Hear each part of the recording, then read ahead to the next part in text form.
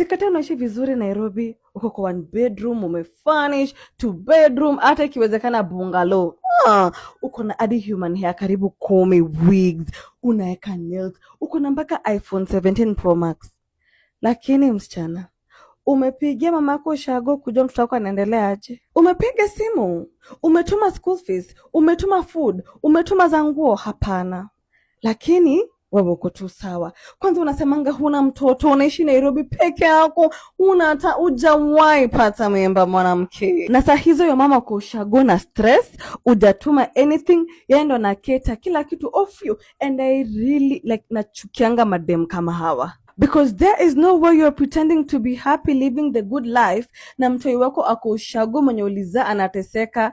Like ulimzalia kwa nini basi? Mbona ulizaa? Mbona uliweka hiyo mimba? Sawa, hukuanga na pesa, pesa imeingia. Mbona ujendea mtoto wako? Kila siku mtoi analia tu shida, but wewe ujali. And the mothers who do this are not even mothers. Wewe uko na shida ya kichwa, upeleke madhara uangaliwe. Because the audacity, watu tuone ati wewe unaishi freestyle, I don't care person.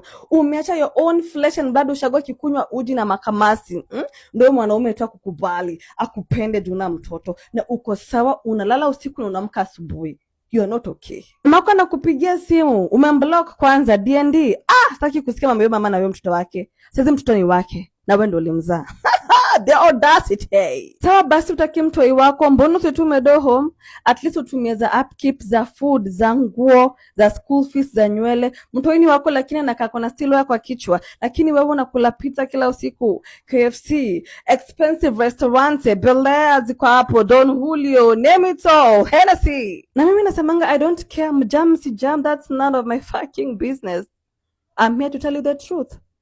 Kama wewe ni mwanamke unafanyanga hivi, wewe uko na shida ya kichwa. Kukataa watoto wako, kwanza uko na more than 2, you're here saying sina mtoto na wanateseka ushago, uko na shida ya kichwa my dear. You are a pick me shy, yes. Na kwanza to make matters worse, wale mwanaume anakukutanga na mtoto, anakuambia sikutaki na mtoto wako, unaacha mtoto wako ateseke ndio upo na huyu mwanaume. My goodness. And you have the audacity kupata mimba huyu mwanaume, upende huyu mtoto mwenye mko na yeye, lakini wako umemsahau kama gunia.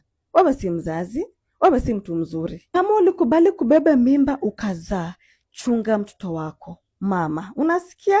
Na kama utaki mimba, this is for young girls, na utaki mtoto, avoid. Eka implant, eka kitu utaweka, lakini usipate mimba. Sawa? Have a lovely day.